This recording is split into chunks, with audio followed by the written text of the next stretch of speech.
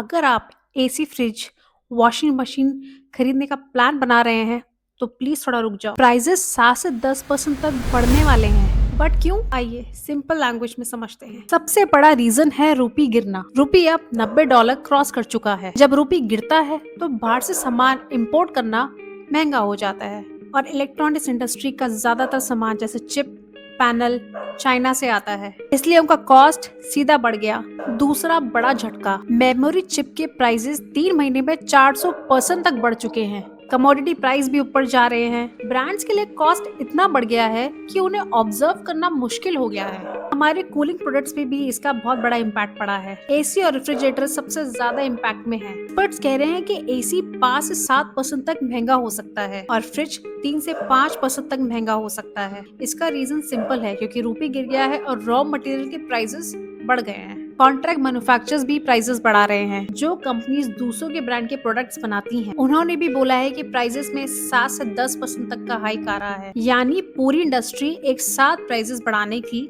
तैयारी में है। फूड कंपनीज को भी ज्यादा टेंशन नहीं है, कि उनके पास पुरानी इन्वेंट्री पड़ी है। कुछ ने रॉ मटेरियल पे हेजिंग भी की हुई है। मतलब फूड आइटम के प्राइसेस इमीडिएटली नहीं बढ़ेंगे, लेकिन अगर प्राइसेस $90 से ज्यादा दिन ऊपर रहा, बढ़ सकते हैं। तो इसलिए अगर हम इसे समराइज करें, तो अगर रूपी गिरा है तो इम्पोर्ट महंगा हो गया है। चिप्स और मटेरियल के प्राइस महंगे हो गए हैं, तो प्रोडक्ट कॉस्ट ऑटोमेटिकली बढ़ेगा। एसी, फ्रिज सबसे ज्यादा इफेक्टेड हुए हैं। फूड प्रोडक्ट्स अभी स्टेबल हैं, लेकिन अगर रूपी पर डॉलर का प्राइस आगे ना बढ़ा तो। अगर इलेक्ट्रॉनिक्स खरीदने का प्लान बना रहे हैं, तो या तो अभी खरीद लो, या प्राइस हाइक के लिए रेडी हो जाओ।